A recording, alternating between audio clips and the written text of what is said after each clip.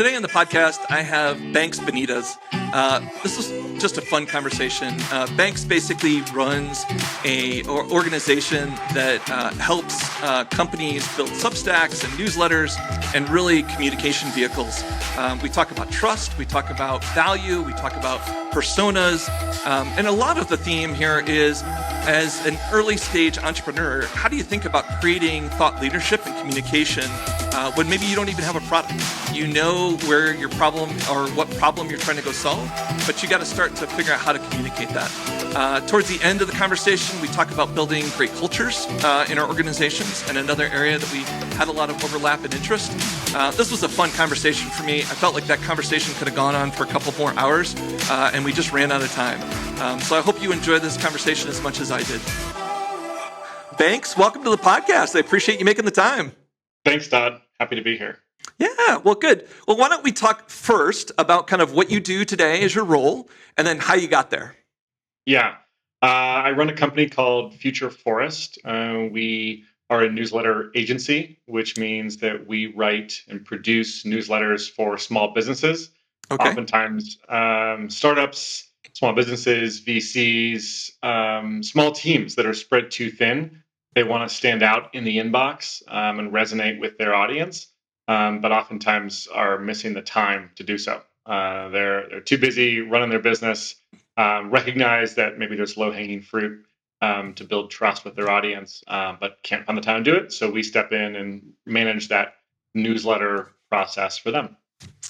And so you just didn't wake up one day and just go do this. I'm sure you've had a couple of jobs before that. So maybe talk to me a little bit about kind of what's the build up to this role? Yeah, I've noticed in my life that I've sort of come in through side doors when it comes to my career and my work of following my curiosity and seeing where it takes me, and then just continuing to evolve from there. So I grew up as the son of two entrepreneurs, and entrepreneurship was a dinner table topic all growing up. My parents were always thinking about new opportunities and new businesses. It was very much in the air in the conversational space as a kid, and so had always been thinking about that, and other everything from when I was 7 years old, lemonade stands, sort of classic entrepreneurship that way, to building a tutoring business in college and grad school, and just thinking about a lot of different entrepreneurial ventures. I joined an entrepreneurial incubator after grad school and spent 10 years there building a portfolio of purpose-driven companies that were all types of social entrepreneurs and mission-driven organizations, for-profits and nonprofits across the United States and even around the world as well. And so I spent 10 years there. I stepped in to be the CEO about 5 years in, led that company until 2022 when it was acquired and merged into a larger organization. And during that time, I started to write a newsletter sort of from the desk of the CEO. And it was really less about our business and what was going on, and not super updatey about us as an organization. It was much more on sort of following my own curiosity, articles I was reading, things I was thinking about, issues I was grappling with as a first-time CEO. What does it mean to lead a team? What does it mean to have a vision? What does it mean to deal with conflict? And what is actually strategy? All these questions that I was like encountering for the first time. And so as a result, I started writing this newsletter, and it kind of grew from there into this thing. And in some ways, it was more successful and was received with people liked it more than like the company ourselves. Like I kind of would joke with our team. I wish our organization was as well received as the newsletter was. And it was just also a chance for me to process and write. I think I've noticed in myself, coming at the end of a day, having a chance to sit down and reflect on what I'm learning. That writing process has been something that has helped cement learnings in my mind and grapple with different issues. And we can come back to that as it relates to sort of contemporary writing in this writing sense, where AI does a lot of the writing, and I think has sort of not only cheapened the written word, but also sort of cheapened the thinking process as well. Anyway, so I was writing this newsletter and realized there was some value there, and so ultimately I after we sold the company, started to do some freelance writing for other organizations and other companies, and then in the last year or so, I've turned it into this business where we're working with other small teams. That's pretty cool. I guess one of the through lines, or I guess one of the things I guess I'm a little bit curious about, I think a lot of people have kind of a fear of failure. And so it seems like when you got two entrepreneurial parents, risk taking, your risk profile, and your fear of failure. Like I look at a lot of things that I've done. Most people would look at say, hey, maybe that didn't work out the way you thought. But you're like, I took something out of that. There was an experience that I learned something from and I applied it, even if it wasn't your definition of success. And so I think I'm kind of, to me, I'm kind of curious about like that upbringing where basically both your parents were kind of in that mindset. I think probably set you up in an interesting way where I think a lot of entrepreneurs maybe don't have that background. I think my parents were very embracing of alternative paths Yep. and not being prescriptive about there is one right way. Yep. I still think sort of I'm a product of my culture as well. And you go to school and college, and there's a lot of people who are less entrepreneurial. And I've grappled with fear of failure, even still, and Yeah. even to this We all day, do. I Yeah. grapple with it. And I think for me, when I was leading our company, we went through COVID, and there was moments we had to lay off people on our team, and it was at that in early 2020 was a very uncertain time, and I Yep. remember leading the company from my dining room table, and thinking like this might go down, like this might not Yeah. work, and feeling actually quite afraid of that. Mhm. Even with sort of great supportive parents and those formative years, even with a recognition that we were doing everything we could. I think there is something that is to say that you're not afraid of failure. I think in some ways neglects those moments when you feel quite vulnerable, and I felt quite vulnerable as a leader in certain moments as we faced potential failure for sure. I guess maybe I would put a caveat on that a little bit is I think fear of failure is almost binary to some people, right? I want to take the safe choice. And so I'll stay with the job Right. that pays, and maybe I'm not very happy, but I got benefits and all that sort of stuff. Versus, I think what you're describing is a whole set of gray on fear of failure, right? Like you and I are both entrepreneurs. We're taking risks every day. We're already in it, and so what we're willing to take is just a gradation different than other things. And a lot of that Right. scale, our experiences. And so I do think that you talk to a lot of entrepreneurs that love the idea, but they don't want to give up the stability. And I think that's where I was really trying to draw it, where I think your parents from an early age gave you the opportunity to say, that's okay. There's other paths. If you learn something from this experience, even if it doesn't go the way you thought it, that's still something that's worthwhile doing. Whereas I think as a society, sometimes we don't value that as much as we probably should. I think that's true. There's sort of failures of commission and failures of omission, right? Omission. Yeah, I think that's a good way to put And it. I've noticed that for me, the moments when I have failed to do something, failed to take action, failed to take that risk, failed to try something, failed to put myself out there, failed to open up relatively vulnerably in the inbox through Yeah. newsletters that really are quite honest. I sometimes will reflect on those failures more as something I regret. Whereas Yeah. the failures of commission, where I'm in the arena and I'm trying something out and it's not quite working, oftentimes I'll walk out. Maybe there's a bit of a vulnerability hangover. Maybe that's the term or whatever it is, where you're like, wow, I really put myself out there. But ultimately, I find myself to be more proud in those moments. That's a really good way to put it. I think that's a good nugget to take away. So thank you for that. Let's pivot a little bit to kind of taking your concept of what you've been doing and applying it to early stage founders. I think all founders that basically are starting something see the world differently, right? They basically say, Yeah. I have a small corner of my world that I think I want to change. They're building a product, they're in the process. I think a lot of them underestimate that, like, you don't just go and build and then launch and then basically just talk to them and say, buy my product. I think there's a long process beforehand where you're educating. Maybe you're doing something like thought leadership to say how it's going to change. You're explaining it in more detail so that by the time you do get to launch, there is some understanding and almost brand association.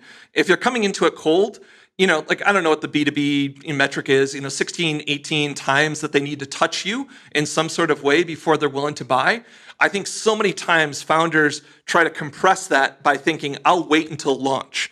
And I think that's a mistake. And I think I'm curious on your experience. I think the business you're building, the tools and the voice and the tools like Substack allow this to happen in a very different way than historically we've allowed it. But I'm kind of curious your perspective on that. Myth, everything is downstream of trust. Okay, that's a good way. Yeah. And I think that building trust is, and especially in a world of AI, and in a world of synthetic media, even now we see when it comes to content that's out there, these little ticks, these little ways that we're trying to show that we are human, that we are trustworthy. And so everything is downstream of trust, including B2B sales, and especially for businesses that tend to have longer sales cycles. Our smallest newsletter that goes out is 25 people, and our biggest one is over 100,000 subscribers. And what's through the through line across those newsletters is wanting to build trust with people that matter. And for the 25 people in that one list, those are people that are major decision makers. They're executives, and if this one client of ours can resonate with them on a consistent basis, that can translate into revenue, new opportunities, all of that. I think a couple of things, a couple of mistakes that I think small businesses and leaders make. One is misunderstanding the role of trust in their sales cycle, and in their general business, and that we are in the human business and we're in the process of building trust with people. And in some ways, sales, when there is deep trust, if you deeply trust me so much and I say, Todd, you got to buy this thing, it's like the best little gadget and it makes me feel so good every day. You're like, oh yeah, I must do that. Like in some ways, there is so much that's based on trust that is leading into sales. So I think we misunderstand sales. Two is I think we tend to be quite impatient. And one of the through lines with our clients as well is having a long term time horizon and recognizing that trust takes time. And it takes time to build that awareness. It takes time to build that belief and faith in a brand being able to follow through on what it says it's going to do, and the people behind that brand being able to follow through. And so we prioritize long term thinkers in terms of who we're working with. If someone says we want to be able to turn on a newsletter next month and then for it to immediately start generating all these things, we're probably not the right fit for you. Yeah. And the third piece is, and this is, you go on LinkedIn and you scroll just for maybe 30 seconds and you see, I think a lot of sort of, how do I say it politely, just kind of bad thought leadership of people that are, you've heard the jokes about like, here's a life experience here's what it taught me about B2B SaaS. And somehow they're trying to connect all these big stories into leadership lessons and maxims and principles. And I think ultimately there's a flight to quality, whether it's online, whether it's in the inbox, where I imagine for you, there's probably some newsletters that you get that like you tend to really pay attention to, and there's others Sure. that you filter out. Yeah. And so prioritizing really high quality content. I sort of think of content these days like a little bit like sort of the nutrient density of food. Like there are some things you can go and get sort of, cheap calories or things that'll fill you up. They may not nourish you. And there's some content that truly is nourishing. And so we really try to focus on high signal content. And I think oftentimes for a leader who's spread thin, they're like, oh my gosh, I should post. I should send out a newsletter. I should send out an updates. And then it feels like they're just sort of rushing through it. And the nutrient density sometimes is missing.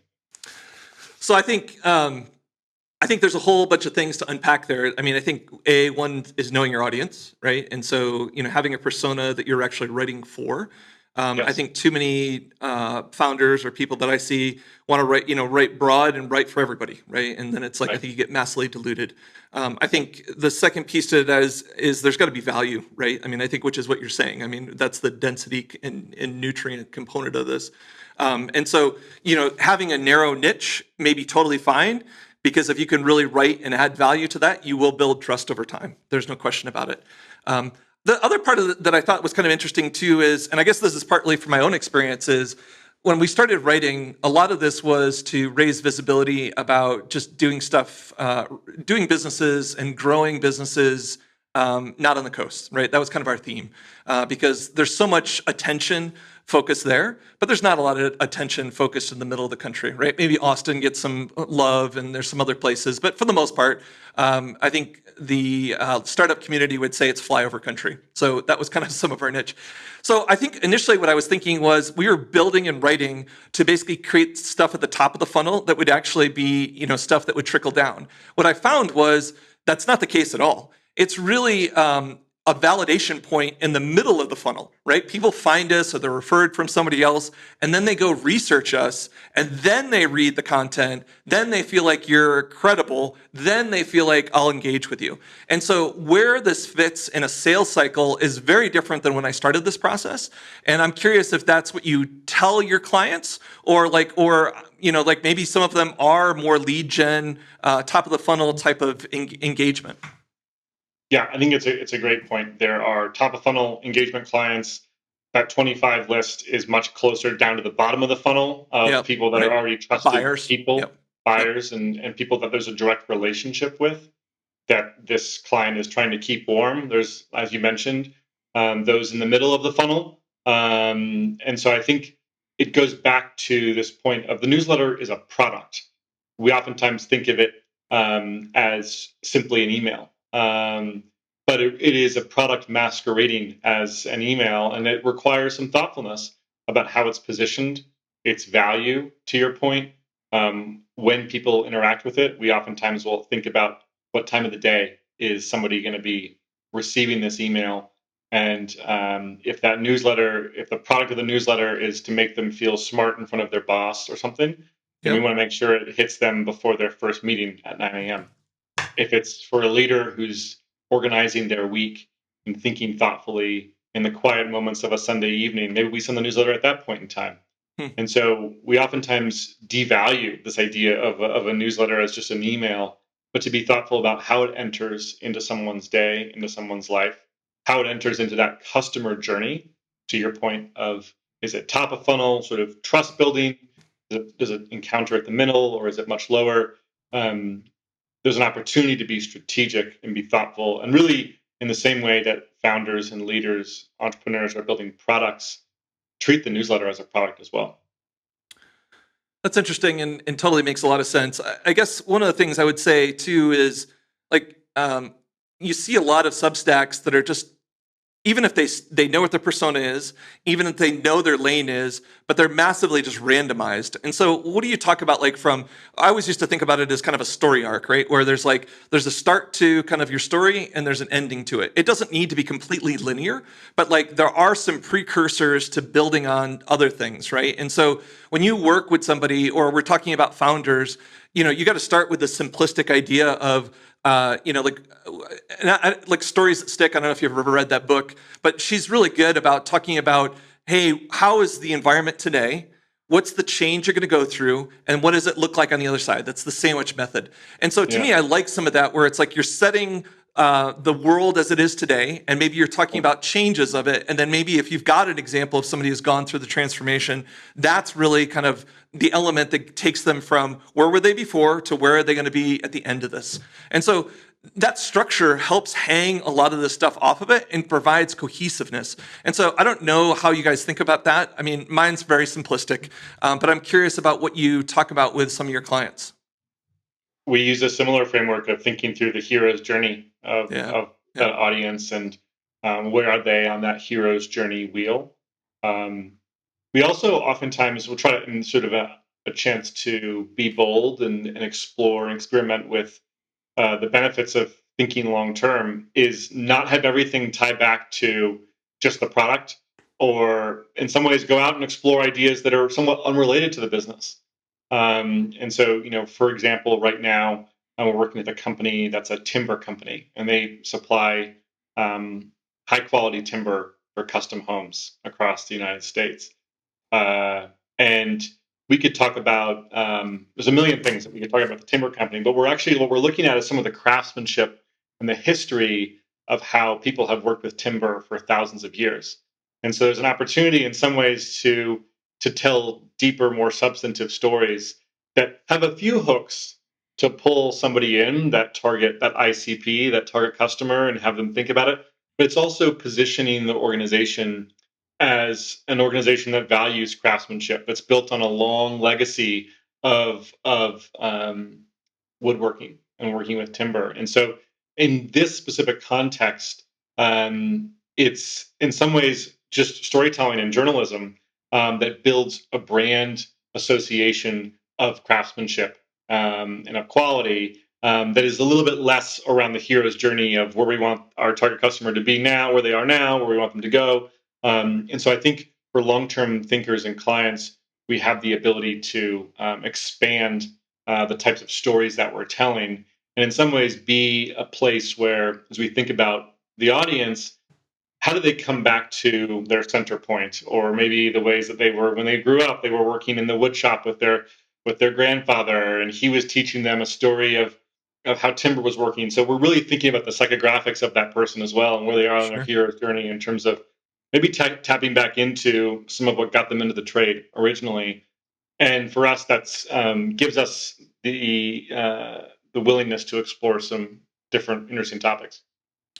Especially in maybe, I don't know that industry, but you'd think maybe it's slightly commoditized, right? And so you're trying to Yes, differentiate. yes, And so you're creating a brand that's tied to nostalgic, to historical yep, elements that's to it. right. And so, I think CPT, CBG, brands do this really well, right? They're trying to, toilet paper is toilet paper, right? But yet you have an association with some of these brands. Toothpaste, there's a whole bunch of this category where they spend a lot of money building brands, and they do it in different ways. That's So right. I think that is pretty interesting. Um, I lost my train of thought. Like, what was the?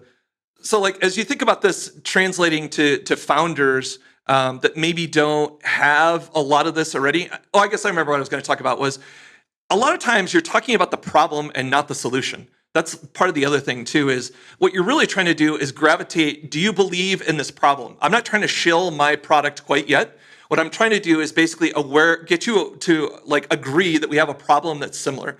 And I always think about that in the beginning of a sales cycle where it's like, I'm not trying to sell you the feature functionality and how to do it. I just want to know that when I have a lead, it's actually you believe I have the same problem as you do.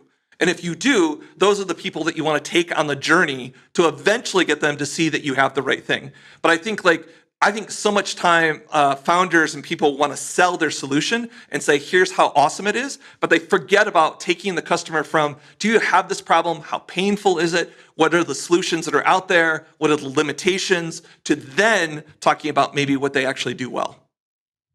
That's right. And that also is true for the newsletter as a product too. What Yes. problem does the newsletter solve? Yep. Like, why are you writing? And how is that solving a problem for that reader on the other side of the inbox? And I think that oftentimes founders are really thoughtful about sort of agitating around that problem for their company, and then are completely neglecting the question of how is this newsletter actually solving a problem? What problem is that? So, for example, if the newsletter is solving the problem of I don't know how to look smart in front of my boss when it comes to industry knowledge, that gives you a real center point and a sort of a ballast to be thinking about how we can then address that problem with consistent content that makes that person look smart throughout the course of their workday.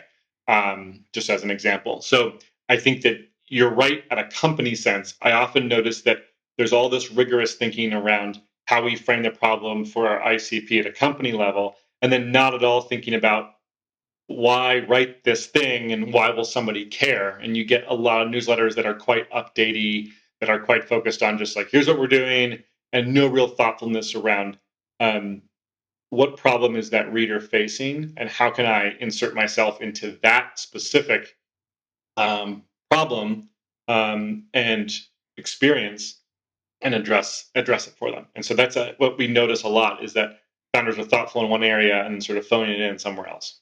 Yeah.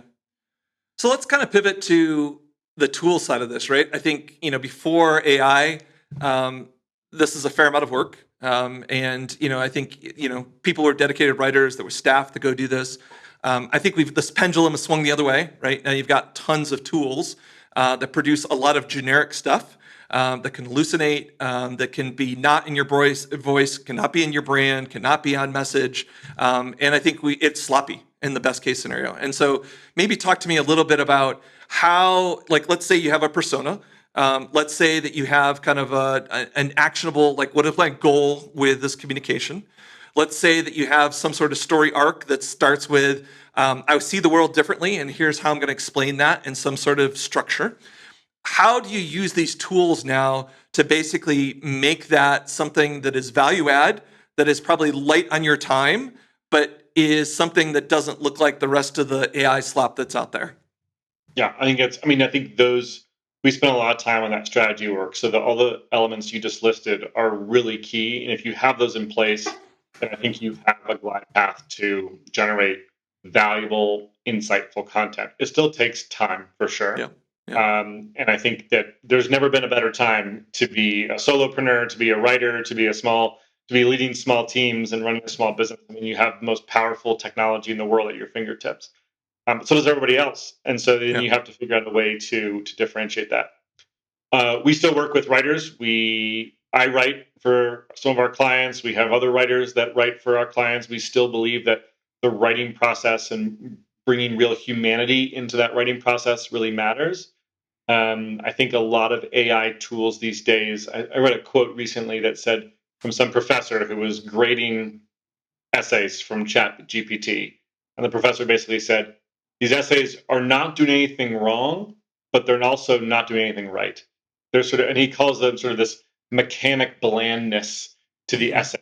And I think there's a lot of mechanic blandness out there at the moment of just there's no grammatical mistakes, the words flow, but the nutrient density is relatively thin. And so we use AI ourselves, even with writers, around research, around editing, both sort of, I think of it as like sort of guardrails in the writing process to help shape the writing process, um, to stay on target for our ICP and making sure that we're actually speaking to that person. So we use it, we'll write, we'll then upload it into, say, Claude, and we'll have in our project knowledge in Claude, a very specific persona, demographics and psychographics of that client's ICP. Are we writing for this person who is the 52-year-old lawyer who runs the law firm? Are we writing for the person who's the 27-year-old, Gen Z living in New York in their, second job? Are we writing for the decision maker, business leader who works in marketing tech? And so we'll oftentimes use those personas that we develop in that strategy phase that you were talking about to help make sure that we are writing for that person. And I think these AI tools are helpful editing partners and thought Mm-hmm. partners as you explore that writing process. But we don't want to kind of strip away that humanity from the words. And I think that's a key question. So if you're a founder and you're trying to write, I think the number one thing that you should avoid doing is trying to create too quick of a production cadence where you're like every Monday, Wednesday, Friday, I'm going to post, or every week I'm going to write.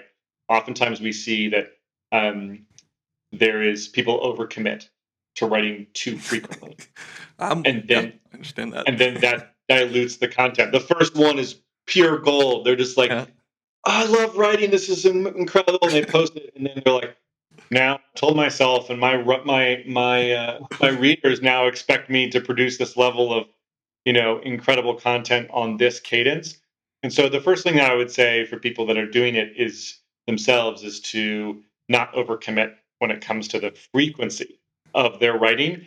And in some ways now, I mean, it used to be 3 or 4 years ago that the playbook was just write consistently and the algorithm will pick you up and you'll grow and you just have to get it out there and produce.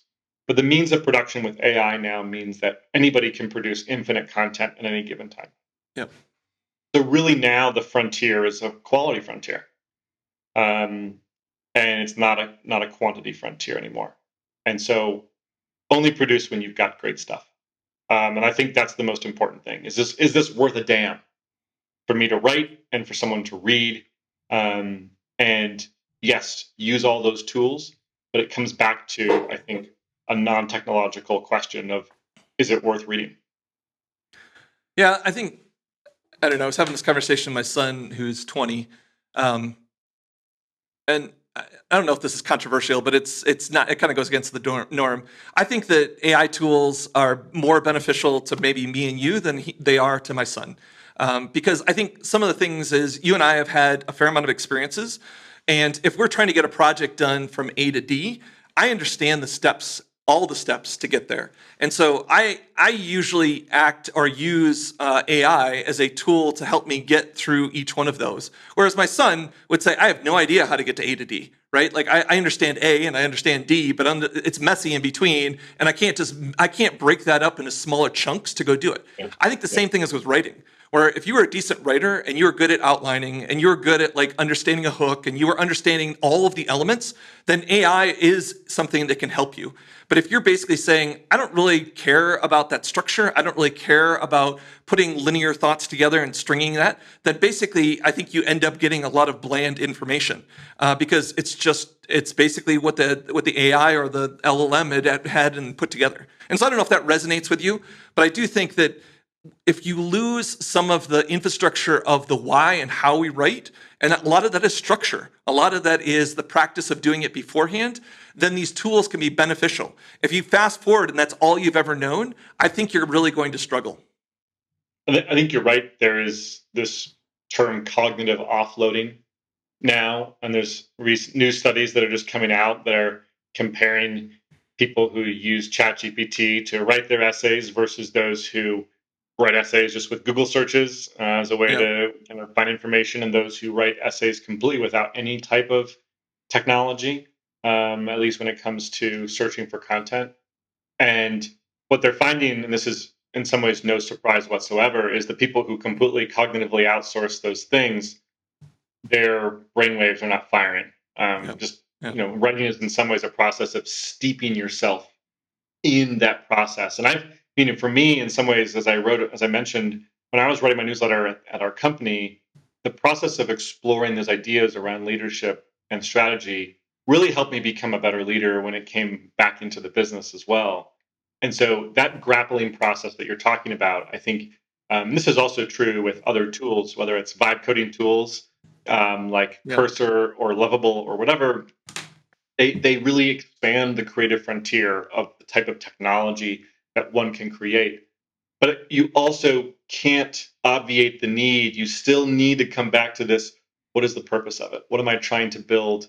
What is the why? And there's a million ways where ChatGPT can create thousands of ebooks and essays and LinkedIn posts, and Cursor or Lovable can create thousands and thousands of lines of code. But it needs to come back to those strategy pieces of, to what end? How are we building trust? How are we resonating? Is this worth this other person reading, engaging, and buying from me? And so the tools I think are really exciting right now. But I think the hype cycle and the pendulum is making it feel like everything is easy. And I think that's there's sort of no free lunch when it ultimately comes down to, are we driving value? So do you think this will continue, like to the point of basically we'll get back to a world where it's really human and AI is really where we'll end up, and that basically there'll be a clean delineation of what is value add from the individual versus kind of what AI can really do well, and there'll be clearer lanes versus this kind of like mixture today where it's just like, oh, hit the easy button. Yeah, I think that's a great point. I think that there will be clear lanes and delineation between this is when we need to have human judgment.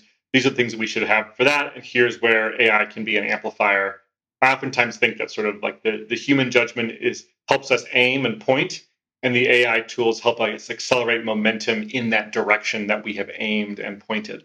And I think that'll only become clearer. And it's in some ways an interesting people say it's an interesting time for us to be launching this writing business, this newsletter business, because they're like, oh, you'll be disrupted. And I think that the reality is that there's an unnuanced sense of just, and it's true in the media as well. AI is going to take all of these jobs, and ultimately, as this technology is sort of blooming and then ripening over time on the vine, we'll begin to find the right roles and delineation of responsibilities between them. And I think there still will be a role for people to be thoughtful about how you aim and point. I guess I worry a little bit about like my kids and saying like, or maybe the next generation that basically grew up only having these tools Yeah, do like, just like I looked at my kids who grew up only on their phones, right? Like that they grew up, that's their world. They understood like the yeah. phone. And so that has its own tendency, but it's like if you don't get the foundational elements well, because this has always been there as a tool and you use it differently, do you end up coming out the backside of that your explanation in a way that's value add? I don't know. That one's going to be tough. I feel almost fortunate today because I didn't even have the internet growing up, right? Like I was, like I really grew up before the internet. And so you've gone through internet, you've gone through mobile, and now you're going through this. And basically, you still had to have the fundamentals of like how to do any of these things without those technologies. Did your parents worry about the technologies that you had available to them as available to you as oh man, Todd, whenever when you were growing up, did they have similar worries that you have for your kids? Not really, because like I'm 54, and so we didn't even own a television until I was 16. So like basically, my parents were very much, I'll take you to the library as much as you want, right? They're like you can't get enough books, and so if you want to go every other day, we'll take you every other day. And so I appreciate my parents making that as a focal point, and really, technology. The only technology you had was either radio or television, and we didn't really have we didn't have a culture of watching television at all. We listened to the radio. My parents loved music, but really there wasn't a lot of technology distractions. And what I didn't get to college. I graduated in '89, and so even the internet didn't really come to my world until '92, '94, some of that. And so I was long gone from the house by then. Yeah. I share a similar worry about the next generation when it comes to these tools. And I also know that there is this tendency for us to sort of like in Yeah. each of our eras identify the moral panic of the time. Yep. And I think that there was moral panics of the radio, of cheap books at the time. There were moral panics of all these different things. Cable So television, all sorts of stuff, cable right? Yeah. television, all Yeah. this, and so I deeply share what you're saying in terms of concern. I also have to sort of qualify it and wonder, you know, is the human capacity to find that next frontier, to challenge themselves in new ways, does that in some ways outpace the current moral panics that we face? And it's a good question. I don't know. I've wrestled with it as well. Well, I guess I'll leave this with this conversation I had with my son. So he's a junior in college, and he's a mechanical engineering student, and he was kind of saying, what is going to be used by AI versus what do you really need people for? And as I look at internships, as I think about my senior design, where can I really play? And you want to hug him, going, awesome that you're thinking about this stuff. He's pretty social. He's pretty good with people. And so, he kind of reached the conclusion of, hey, maybe I should be the project manager for my senior design. Because that's something that is human interactions, it's coordination of a bunch of things, it's resolving conflict, it's making sure dependencies are figured out. And maybe there's tools to help me, but at the end of the day, they're people. And so he really kind of said, I'm going to start to bend my experience and my project stuff that I'm going to do in the last 2 years of my career based on that. And that's all you can ask, right? Like, I mean, if that Yeah. is a propensity that you're comfortable with because he's got those skills and that that he wants to go do, great. I mean, I think that's you got to start thinking about it that way. And I wish more people maybe had that pragmatic approach of just thinking through, going, what are the implications of this, and how and where do I level up? I agree with that. I mean, I think that's strategic and thoughtful. And I was mentioning on the top of this call, just so if my own career journey has meandered a little bit too, Sure. and I think it was not something to be master planned. Yeah. And if I was 20 years old looking at the landscape of AI, I would feel maybe intimidated by how do I master plan this in a really thoughtful way so that I'm always going to be relevant and necessary. And what I've known, and maybe this is just you know by virtue of luck and privilege and a variety of things, being able to follow my curiosity has put me right where I want to be as well. And I think that there's in this moment, I'm not sure it's any different than any past moments, the willingness to follow your curiosity and be curious. And that I think is also true when it comes to content. And for writers or for leaders in small teams, there are the playbooks out there of here's how you agitate the pain point. Here's how you write the ways that you can build trust. Ultimately, if you follow your curiosity, if you do things you're interested in and write about things you're interested in, and you sort of disregard the playbooks, whether those are career playbooks, whether Yeah. those are LinkedIn playbooks, whether those are email playbooks, and say, I'm personally quite interested in this topic and I'm going to like go explore it and apprentice myself and learning it. I think that's going to, in some ways, make you that N of one, very unique person, whether that's on the platforms that are trying to build trust with people, whether that's in the career space. And so, in some ways, all of this sort of existential question around AI, I think, comes back down to um, listening to yourself, discerning what are you most curious about, what are you most excited about, what brings you, energy, and what makes you come alive, and then to run after that, and in some ways be willing to sort of throw out the playbooks that maybe are tried and true because they're not yours. Yeah, and so maybe the flip side to that, to me, and I guess maybe I don't think like everybody else. I like some of the playbooks to like understand. I think about things like when I think about a Yeah, bigger problem and a direction I'm going in. I always think like a playbook may be a piece to a puzzle, right? And sometimes that piece fits somewhere, and sometimes it doesn't. And I think like what I need is to open the aperture, right? I need a broad range of information because these playbooks maybe have gaps in between them, and maybe my interpretation is different, but that's the piece that I can do to move forward. And that's what I was trying to talk to with my son was you're in a point right now where you just don't have a lot of exposure. So what you need to do is get a lot of inputs to like basically not say that those are right, but they're just data points. They're pieces to the puzzle. And whether they're your pieces to the puzzle or they're somebody else's, that's up to you. But your exposure in that is really important. yeah, I think that's right. And this is, going back to just content for a moment, online content for a moment, being exposed to good content and subscribing to good newsletters, and things that you love really can help shape your taste. That's true. And so I think when we talk to our clients, we say, "What are your like required reading newsletters? Like, what's the stuff you just when it comes in, you're like, oh my gosh, I gotta like That's put the this thing I'm going to do. Yep. read this later, or I'm going to stop everything I'm doing and read this now." And I think in some ways, curating a sense of taste through exposure, both in the inbox space and other spaces of saying, like, no, this is what I love. I really love this. And then beginning to reverse engineer, well, what are they doing Yeah. here? Yep. Maybe this person is their playbook deviates from the normal playbook, but maybe they're speaking in the first person. Maybe they're telling really concrete, vivid stories. Maybe people say the newsletters are, and there's a rule in the inbox, which basically is that people don't read, they skim. And that's the rule, apparently. But maybe this is a person who is trying to slow the pace of the way we process our emails in the inbox. I get a newsletter from Substack that's basically poetry. Like they actually don't write it all in Substack. They upload images that they have designed in Canva that you can't even highlight the words, and it's next to like watercolor paintings of birds. Huh. And people love it, Yeah. and that's like breaks a bunch of rules Yeah. supposedly. Yeah. Um, and so I think developing a sense of taste, of Yep. curation, is a skill that I think ultimately it makes us better at our jobs, but I think it helps people understand the frameworks that you're speaking about, and then can say, I'm going to borrow this from over here and this from over here. I'm going to make something that's completely my own. Yeah. That's interesting. Um, yeah, that is interesting. Well, let's pivot a little bit. Like, in doing some of the research, I was coming up with some of the stuff that you had around building kind of a values-driven culture. And I think this Yeah. is another one that I think is important for entrepreneurs.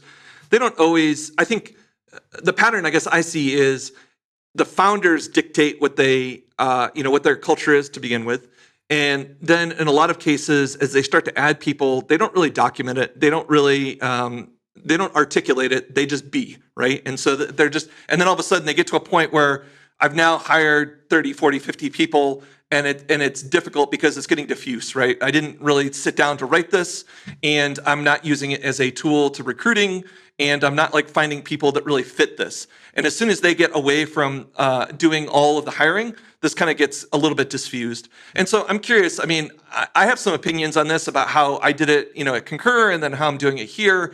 But I'm curious about some of the ways that you think about really defining a culture that really is representative to what you want, and only bringing in the people that really fit. Yeah, I think this is something I've thought a lot about. I made a lot of mistakes in my process of thinking about culture and building culture. Um, Ultimately, I think there are a couple of competing ideas in the zeitgeist around culture and around leadership. I think good culture is divisive. I think it stands for something. It has a point of view, and it's not for everyone. So there's this idea that culture is divisive counteracts this other belief that culture is for everybody. And I think at times I've tried to explore both of those. And what I've found is that divisive culture doesn't necessarily mean exclusionary culture. It just means being opinionated about a way of being and a way of working. I think oftentimes right now, in at least the leadership space, we have this story of the best leaders just get out of the way and let great people do their work.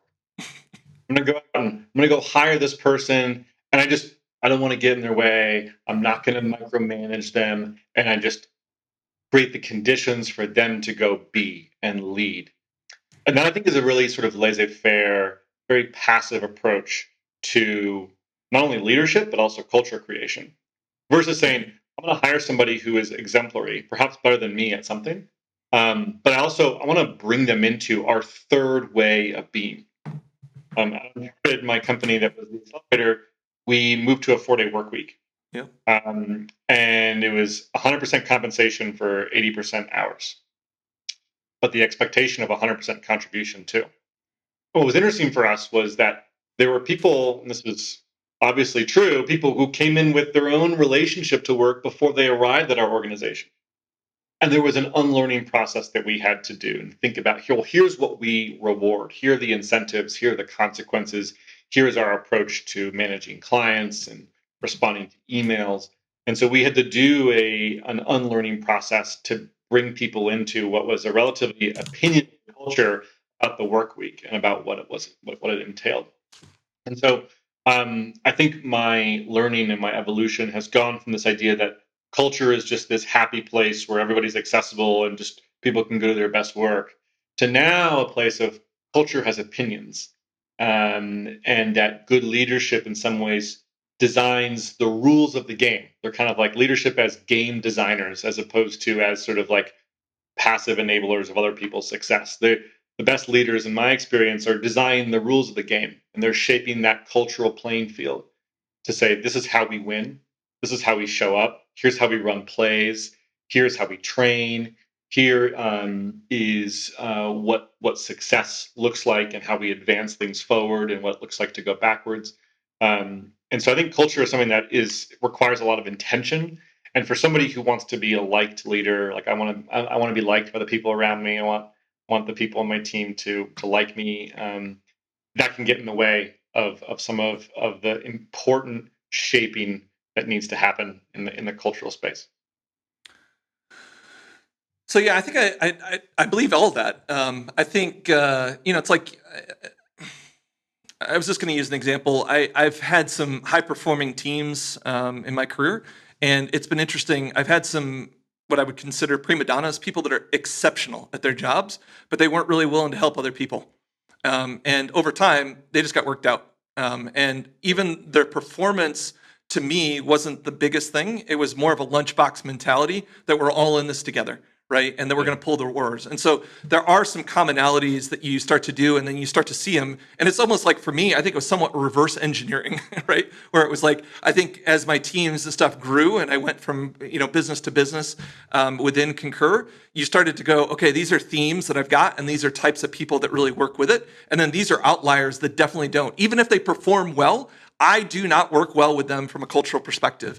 And I had to be unapologetic. And I got better as my career went on to say, hey, look, guy, I see it here. Let's make sure that we get you in a good spot. It's just not going to be here. And a lot of times they were like, what do you mean? I'm going to help you achieve whatever.